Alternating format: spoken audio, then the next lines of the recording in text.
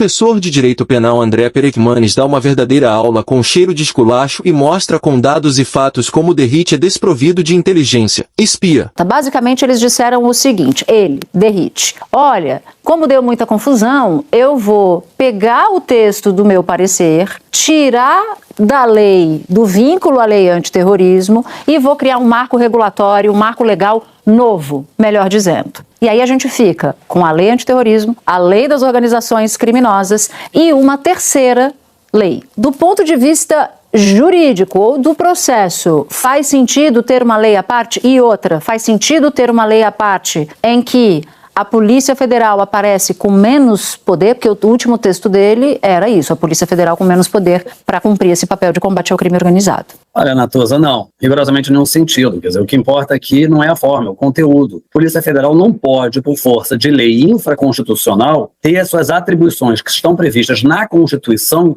reduzidas. Isso do ponto de vista jurídico. Não vou nem entrar no aspecto político. Do ponto de vista jurídico, isso não é admissível. Então, se vai ser na lei antiterrorismo, se vai ser na lei de organizações criminosas ou numa nova lei, não tem diferença rigorosamente nenhuma. E de igual modo, se na nova lei houver algum tipo de equiparação das facções criminosas a comportamentos ou a condutas tidas como terroristas, também não tem nenhuma sustentação jurídica. Então, enfim, sinceramente, eu acho que não faz sentido rigorosamente nenhum. E, evidentemente, a Polícia Federal, e aí a gente tem visto ao longo da história, ela é certamente a polícia com uma capacidade melhor e com melhores resultados na investigação. É importante que a população entenda. Bom, a gente está aqui tratando, e acho que o senhor deu o mapa da mina aqui da confusão, que assim, bom, pelo menos o último texto que eu li, a última versão que eu li, é essa. Primeiro que foi um texto incluído no sistema 2 horas depois do anúncio do nome de Guilherme Derrite, sem debate. Segundo, um texto que não passou pela mão de agências especializadas, não passou pela mão da Polícia Federal, não passou pela mão do Ministério Público Federal. Acho que tentaram corrigir essa rota hoje.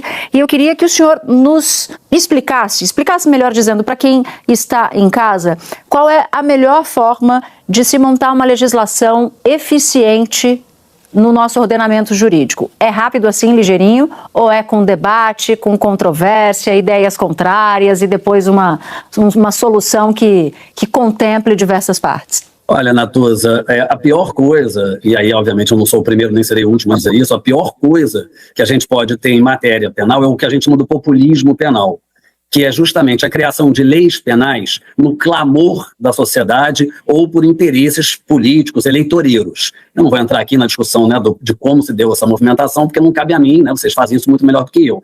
Mas, evidentemente, toda a legislação, não só a penal, mas principalmente a penal, ela deve ser feita a partir de debates e de estudos de quem entende da matéria. E, com todo respeito ao deputado e secretário de Segurança de São Paulo, Guilherme Derrite, ele foi policial militar. Se não me engano, até foi expulso da rota, não tenho certeza, mas é o que parece. Então, assim, ele não conhece de investigação e ele não é a pessoa mais avalizada para fazer, sobretudo na calada da noite, uma legislação tão complexa. Não à toa que em tão pouco tempo ela está sendo criticada por todos os setores jurídicos, desde promotores, procuradores, ministros, a advogados. Porque não é assim que se faz uma lei penal, sobretudo uma lei que pretenda não apenas punir, mas interferir na investigação, que é algo ainda mais complexo. A lei antiterrorismo ela se aplica a crimes que atentam contra bens do Estado brasileiro, coisas muito fundamentais e, portanto, seriam da esfera federal. O crime de um grupo criminoso dominar parte de um território e impor a própria lei em substituição ao Estado brasileiro, isso fere ou não fere um bem muito fundamental do Estado? Assim, essa conduta de muitas facções de expulsar as forças do Estado e impor a própria lei, ela seria o tipo de conduta que faria sentido, portanto, colocar na esfera federal? Não faria não, Joel. Vou explicar por quê. Porque o que caracteriza o terrorismo é a intenção do agente. O agente ou os agentes, a facção criminosa terrorista, ela busca o pânico generalizado da sociedade por meio do emprego de extrema violência, mas com um objetivo específico, que é o objetivo de tomar o poder, mudar o sistema político, mudar a forma de governo, enfim, objetivos esses que não existem, evidentemente, na atuação do Comando Vermelho, do Terceiro Comando, ou até de milícias. Veja só, são facções criminosas, condutas que devem ser reprimidas severamente, que oprimem populações, mas o objetivo ali é apenas, tão somente, oprimir para poder ganhar dinheiro. Não é oprimir para tomar o poder.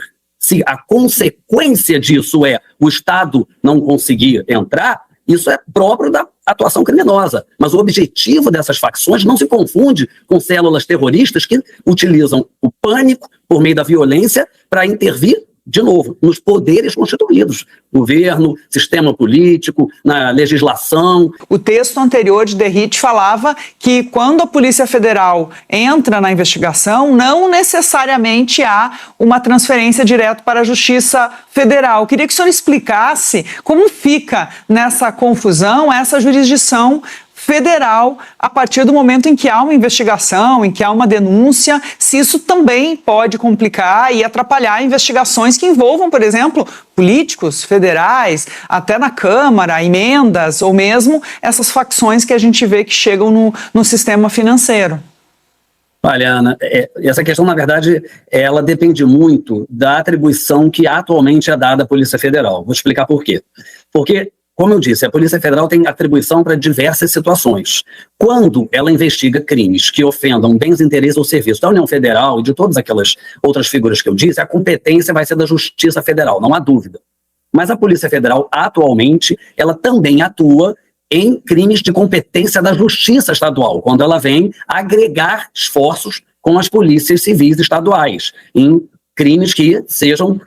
que ultrapasse as fronteiras dos estados. E aí o Supremo Tribunal Federal tem um entendimento da sua jurisprudência de que a competência não vai necessariamente para a Justiça Federal. Você pode ter a Polícia Federal auxiliando as polícias civis estaduais e a competência ser da Justiça Estadual. Então vai depender muito do tipo de atuação da Polícia Federal. Não me parece que esse seja o principal problema. O principal problema, me parece, pelo menos no texto que eu havia visto, é da equiparação das facções criminosas ao terrorismo, porque terrorismo é um crime contra o poder constituído, contra o Estado, contra o sistema político, contra políticas de governo. Então aí a competência vai ser da Justiça Federal. Então se a gente equiparar as facções criminosas a terrorismo, a facções terroristas, a competência necessariamente vai para a Justiça Federal. Por quê? Porque vai ofender interesses da União Federal. E aí sim a gente pode ter uma grande confusão.